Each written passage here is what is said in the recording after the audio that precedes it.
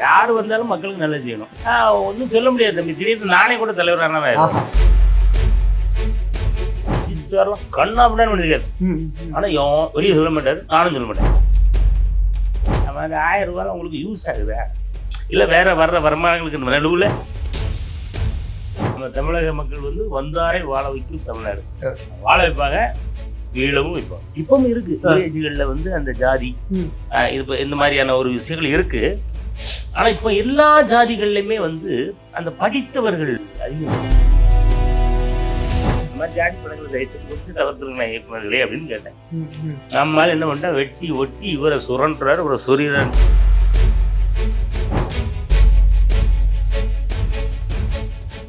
இமான் அண்ணாச்சி அவர்களுக்கு பிடித்த தலைவர் யார்? எனக்கு பிடித்த தலைவர் தமிழின தலைவர் டாக்டர் கலைஞர். அதற்கு முன்னால ரொம்ப தலைவர்கள் அப்படின்னா நிறைய பேர் இருக்காங்க.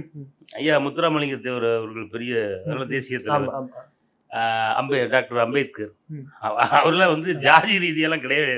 அது எல்லாம் நம்ம விவரம் தெரிஞ்ச எல்லாருக்குமே தெரியும். கர்ம வீரர் காமராஜர் அவர்கள் கல்வி கண் பிறந்தவர்.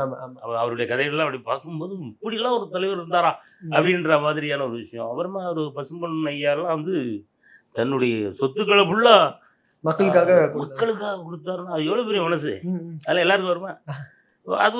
அவரெல்லாம் போற்றத்தக்க வேண்டிய தலைவர். அதே மாதிரி சட்டத்தை ஏற்கக்கூடிய ஒரு மிகப்பெரிய ஒரு பவரான இடத்துல இருந்து இன்ன வரைக்கும் சட்டம்லாம் இதுதான் சட்டம் அப்படின்னு மக்களுக்கு இன்ற வரைக்கும் புரிய வைத்து கொண்டிருக்கக்கூடிய ஒரு அண்ணல் அம்பேத்கர் அவர்கள். அதுதான் இவருக்கு இந்த மாதிரியான தலைவர்கள் ரொம்ப எனக்கு பிடிக்கும். இப்போ கரண்ட்ல வந்து எனக்கு தமிழகத்தில் டாக்டர் கலைஞர் அவர்கள் தான்.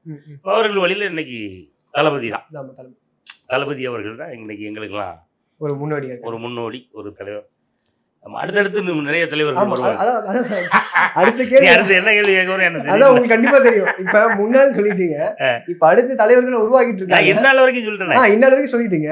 இப்ப அடுத்த தலைவர்களை உருவாக்கிட்டு இருக்காங்க. அதுக்கான அடித்தளம் போட ஆரம்பிச்சிட்டாங்க. அப்ப அண்ணாச்சிக்கும் கண்டிப்பா ஏதாவது தலைவர்கள் மைண்ட் இருக்கும்ல? ஒன்னும் சொல்ல முடியாது தம்பி, திடீர்னு நானே கூட தலைவரான என்ன இருக்கு? இல்ல இல்லம்மா, கண்டிப்பா யார் வந்தாலும் மக்களுக்கு நல்லது செய்யணும். எனக்கு செய்யணுங்கிற ஆசை நிறைய இருக்கு. ஆனா அதுக்கான நேரம் எது கிடையாது. நான் இன்னும் ஓட்டு போட்டுக்கிட்டே தான் இருப்பேன். ஆமா, எவ்வளவு பெரிய ஆட்கள் தலைவர் புதுசு அடுத்து விஜய் தலைவராகிறாரு.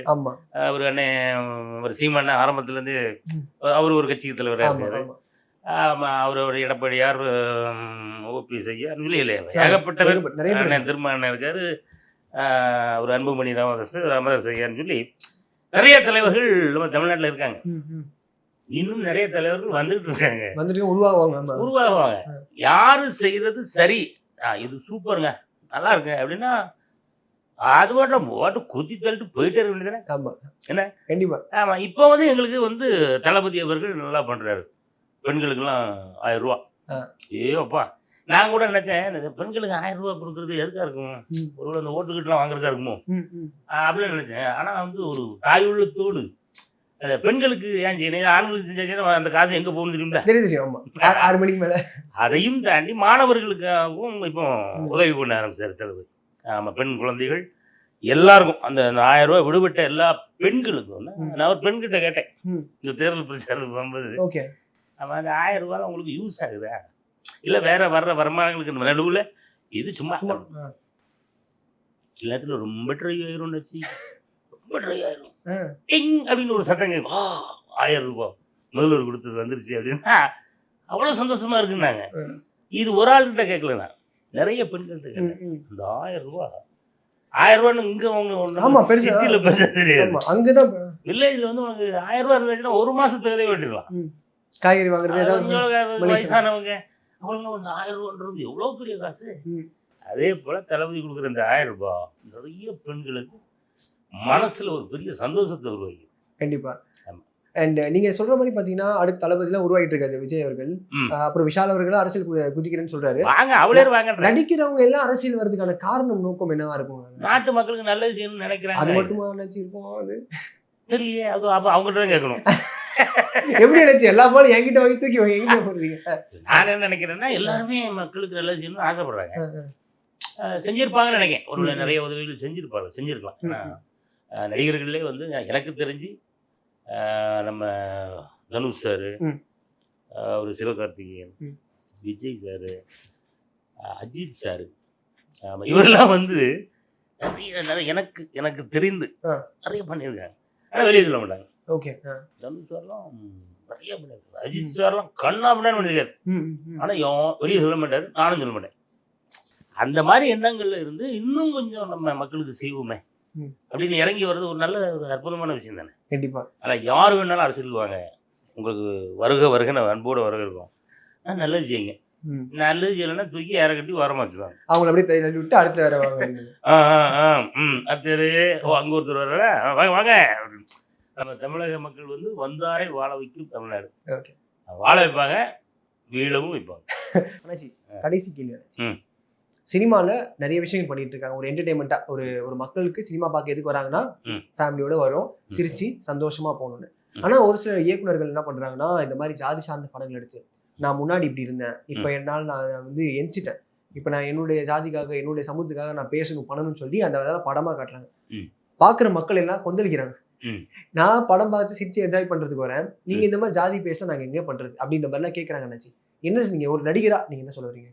இல்லை, இப்போ இது நான் என்னுடைய ஆதங்கத்தில் நான் ஒரு மேடையிலே நான் கேட்டேன். ஆனால் அதை வேற மாதிரி திருச்சி நம்ம யூடியூப்காரங்களா அதை வேற மாதிரி ஆக்கி விட்டு விட்டாங்க. ஆமாம், இவரை சொரிகிறார், இவரை சுரண்டுகிறார் அப்படிலாம் கோர்த்து விட்டாங்க. நான் பேசுறதெல்லாம் மாற்றி எடிட் பண்ணி போட்டு அப்படி மாற்றி விட்டாங்க. அது ஒரு பக்கம் வைரலாக போச்சுன்னு வைங்களேன். அந்த வீடியோ மட்டுமே கிட்டத்தட்ட எத்தனையோ லட்சம் பேர் பார்த்துருக்காங்க. நான் வந்து கரெக்டாக சொன்னேன். மக்கள் வந்து பாவம், அவங்களே 1000 கஷ்டத்தில் தியேட்டருக்குள்ள வர்றாங்க. நீங்கள் என்ன பண்ணுங்க, ஒரு நல்ல ஜாலியான ஒரு என்டர்டைன்மெண்ட்டான ஒரு படம், ஒரு ஃபேமிலி ஓரியன்டான.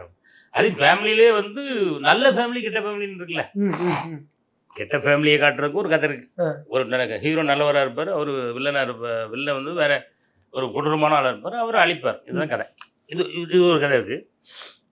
விக்ரமன் சார் மாதிரி வானத்தை போல, எங்கள் வீட்டில் எல்லா நாளும் கார்த்திகைன்ற மாதிரி அப்படி படங்கள் வந்து ஒன்று இருக்குல்ல. அது வந்து அது ஃபேமிலியோட பார்க்கும்போது இந்த அண்ணன் தம்பி அக்கா இவங்க மேலாம் உள்ள ஒரு பாசம் ஒரு இருக்குல்ல. அது இன்னும் போற போக்கில் காணாம போயிருக்க அடிச்சுக்கிறாங்க. ஒருத்தர் அடிச்சுக்கிறாங்க. இது யாரு தம்பி? அது எங்க அண்ணன் சொல்லுவாங்க. இந்த உறவுகளை புதுப்பிக்கும் விதமாக நல்ல படம் எடுங்களேன், ஒரு நல்ல தரமான ஒரு அற்புதமான ஒரு படம் எடுங்களேன். அது எடுக்கும்போது அந்த தண்ணி ஊற்றி வளர்த்து விட்ட மாதிரி இருக்குங்களே, அதை விட்டு நம்ம ஊர்ல சின்ன வயசுல இப்பவும் இருக்கு வில்லேஜ்கள்ல வந்து அந்த ஜாதி இது இந்த மாதிரியான ஒரு விஷயங்கள் இருக்கு. ஆனா இப்ப எல்லா ஜாதிகள்லயுமே வந்து அந்த படித்தவர்கள் அதிகமாயிட்டாங்க, கல்வி வென்று வர ஆரம்பிச்சிட்டு. அப்போ அவங்க ஓஹோ இந்த ஜாதின்ற ஒரு விஷயத்துக்காக நம்ம இவ்வளவு இப்படியெல்லாம் இருந்தோமா? அதெல்லாம் இல்லைங்க, நான் ஒரு மனிதனாக இருக்க ஆசைப்படுவேன், எனக்கு எந்த ஜாதியுமே வேண்டாம், நான் ஜாதி பார்க்கவில்லை அப்படின்ற எண்ணம் இன்னைக்கு இருக்கிற இளைஞர்கள்கிட்ட நிறைய இருக்கு. இளைஞர்கிட்டே வந்துட்டு அதான் படிப்பறிவுன்னு ஒண்ணு இருக்குல்ல, படிப்பறிவு வந்தாலே பகுத்தறிவு வந்துடும். பகுத்தறிவுன்னா என்னதுன்னா அது பகுத்தறிவு. ஓ இந்த ஜாதிக்காக நம்ம இவ்வளவு தூரம் தீவிரமா இருக்கணுமா? அதெல்லாம் கிடையாதுங்க, அந்த ஜாதியில இருக்கேன் அவ்வளவுதான். ஜாதி அழிக்க முடியாது. அதோட விட்டுட்டு தியேட்டருக்குள்ள போகும்போது திரும்ப ஓஹோ அது இன்னும் கிளற மாதிரி இருக்குல்ல, இப்படிதான் இருக்கும். அந்த மாதிரி ஒரு ஒரு எண்ணங்களை வருங்கால சந்ததிக்கு நம்ம விதைச்சிடக்கூடாதுன்றதுக்காக தான் நான் சொன்னேன். அந்த மாதிரி ஜாதி படங்களை தயவுசெய்து கொஞ்சம் தவிர்த்துருங்களேன் இயக்குநர்களே அப்படின்னு கேட்டேன். நம்மளால என்ன பண்ணா வெட்டி ஒட்டி இவரை சுரண்டுறாரு, இவரை சொரிறான்ட்டான். ஆனா பாவிகளா, நான் சொன்னது வேற அர்த்தம்டா. நீங்க புரிஞ்சுட்டு ஆமா இப்ப இருக்க யூடியூப் எல்லாம். ஆமா இப்ப நீங்களே சொல்லுங்களேன், நீ ஒரு நெக்ஸ்ட் ஜெனரேஷன், படிப்புக்கும் அந்த ஜாதிக்கும் வந்து ஒரு ஒரு இருக்கு. படித்தவர்கள் வந்து ஜாதியெல்லாம் பெருசா இருக்கு, நான் ஏதோ அந்த ஜாதியில இருக்கேன் அவ்வளோதான். நான் ஒரே ஒரு கேள்வி மட்டும் கேட்கறது என்ன அப்படின்னா, இந்த ஜாதியை பற்றி என்னுடைய ஜாதி தான் உயர்ந்த ஜாதி அப்படின்னு இருக்கக்கூடியவர்களிடம் நான் கேட்குற ஒரே இது என்னன்னா, இந்த ஜாதியை வைத்து ஒரு அடுத்த கட்டமாக ஒரு ஒரு விஷயங்கள் பண்ணிக்கிட்டு இருக்கக்கூடிய அவர்களால் உங்கள் குடும்பத்திற்கு நடந்த நல்ல விஷயங்கள் என்ன?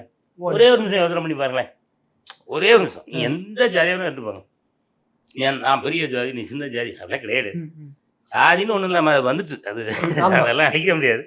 ஆனால் எந்த ஒரு ஜாதி தலைவர்களால் உன்னுடைய குடும்பம், உன் அப்பாவுக்கோ அம்மாவுக்கோ உனக்கோ உங்கள் அக்காவுக்கோ தங்கச்சிக்கோ தம்பிக்கோ என்ன நல்லது நடந்து கொண்டிருக்கிறது? ஒன்றும் இல்லை.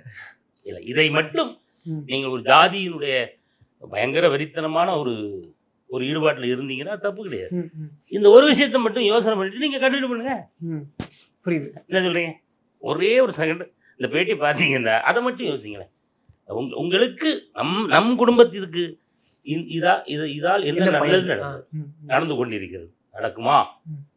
இந்த விஷயங்களை யோசனை பண்ணிட்டு கண்டினியூ. யாரா இருந்தாலும் சரிதான். ஆமா, அந்த வச்சுதான் உங்க குடும்பம் நல்லா இருக்குன்னு சொன்னா நல்லா இருன்றேன். சந்தோஷமா இரு. அதில் மாற்றுக்கிறது நீ அதுல வெளியே வந்துடாத, தயவுசு வராது. அதை ஒரு நிமிஷம் கேள்வியா கேட்டுக்கொண்டு, இதை நம்ம இவ்வளவு வெறித்தனமாலாம் பண்ண வேண்டாம். நான் ஜாதியில இருக்கிறேன், இந்த ஜாதியில் பிறந்ததற்காக நான் பெருமைப்படுகிறேன் சொல்லு. தப்பே கிடையாது, தப்பே கிடையாது. அதுல அவ்வளவு வெறித்தனம்லாம் வேண்டாம். நம்மளாம் வந்துட்டோம் எங்கேயோ இருந்து இப்போ நல்ல ஒரு படிச்சு எல்லா ஜாதிக்காரர்களுமே இன்னைக்கு ஒரு நல்ல பொசிஷன்ல இருக்காங்க. சென்னையில ஒரு வேலை விஷயமா போறோம், ஒரு ஆபீஸுக்கு போறோம், ஒரு வேலை நடக்கணும்னா அவர்கிட்ட போய் எனக்கு ஒரு வேலை நடக்கணும், நீங்க என்ன ஜாதி அப்படி கேட்க முடியுமா? என்ன படிச்சிருக்கீங்க அதான் என்ன படிச்சிருக்கீங்கன்னு கேட்கணும். எந்த ஊருன்னு மட்டும் கேட்கலாம். சார் வணக்கம் சார், சார் எந்த ஊரு பேச்சு நம்மள ஊர் மாதிரி இருக்க, இப்படி வேணா கேட்கலாமே தவிர நீ எந்த ஜாதின்னு கேட்க முடியுமா? கேட்கலையே. நாங்க இல்லைங்க, எனக்கெல்லாம் என் கூட பழகிறவர்கள், என்னோட அசிஸ்டன்ஸு, ஆமாம், நான் படம் பண்ணுற டைரக்டர் இயக்குனர்லாம் யாரு, என்ன ஜாதி, என்ன மதம், எதுக்குன்ற அதான் பிறந்து தொலைச்சிட்டோமே. அதெல்லாம் அப்படி இப்படி எல்லாம் அண்ணன் தம்பியா, எல்லாம் நம்ம அவ்வளோ அண்ணன் தம்பி தான். உனக்கு ஒன்றா நான் தான் வரணும், எனக்கு ஒன்றா நீ நிற்கணும். இதில் என்ன ஜாதி? உலகத்தில் இருக்க வேண்டிய ஒரே ஜாதி மனித ஜாதி மட்டும்தான். சூப்பர் என்னாச்சு, செம்ம நிறைய விஷயங்கள் ஷேர் பண்ணீங்க. அண்ட் உயிர் தமிழுக்கு தாண்டி நிறைய படங்கள் இதே மாதிரி சந்தோஷமா நம்ம பேசிட்டே இருக்கணும்னு ஆசைப்படுறேன். ரிஃப்ளெக்ட் சேனலுக்கு ரொம்ப ரொம்ப நன்றி. என்னை இதுவரைக்கும் இந்த மாதிரியான பேட்டி யாரும் கேள்வி கேட்கல. தம்பி சுகுமாரன் ஒரு பக்கமா கேட்டிருக்காப்புல, இதையும் எதுவும் வெட்டி கிட்டி ஒட்டி ஒன்றும் போட்ட முடியல, அப்படியே போடுவாங்க. அப்படி நான் என்ன சொல்லணும் அப்படியே போடுங்க, அப்படியே போடுறோம். அவன் ஏன்னா அப்புறம் மற்றவங்கள ஜாதி பத்தி பேசிட்டான்னு சொல்லி கொதிச்சு எழுந்திச்சிருப்பேன். இல்லை இருக்கிறது அப்படியே போட்டுருவோம், எதுக்கு? அதனால ஜாதியாக பிறந்தோம் வளர்ந்தோம் அதெல்லாம் ஒரு பக்கம் இருந்தாலும் எல்லோரும் மனிதனாக இருங்க. மனித ஜாதி, நம்மெல்லாம் மனித ஜாதி. நீங்க யாரு? நான் ஒரு மனிதன், நீங்க நான் ஒரு மனிதன் சொல்லி பாருங்களேன், சொல்லும்போது நல்லா இருக்கும், அழகா இருக்கு, ஒரு பாசிட்டிவ் இருக்கு. நான் கிடையாது. அதனால இந்த ரிஃப்ளெக்ட் சேனல் மூலமாக தம்பி சுகுமார் மூலமா ஒரு அற்புதமான ஒரு பேட்டியை கண்டிப்பாக நீங்கள் ரசிச்சிருப்பீங்க அப்படின்னு நம்புகிறேன். உங்களுக்கான நேரத்தை, பொன்னான நேரத்தை ஒதுக்கி நான் எதுவுமே தவறாக பேசவில்லை. பேசுகிறேன், நீங்கள் ஒரு யோசிச்சுட்டு அப்புறம் கீழே கமெண்ட்லேயே நீங்கள் திட்டுறவர்கள், கல்வி ஊற்றுவர்கள், சாடியை கரைச்சி ஊற்றுவர்கள், கெட்ட வார்த்தையால் பேசுவர்கள்லாம் நீங்கள் பேசலாம். இல்லை அண்ணாச்சி சொல்கிறது கரெக்டு தான் அப்படின்னு சொன்னால் சூப்பர் அண்ணாச்சின்னு ஒரே வார்த்தையில் உங்களுடைய பாராட்டுகளை சொல்லுங்கள். ஆமாம், ஜாதி மதங்களை தவிர்ப்போம், மனிதனாக இருப்போம், மனித நேயத்தோடு நம் அன்பு தொடரட்டும். நன்றி, வணக்கம். நன்றி, தேங்க்யூ அண்ணாச்சி.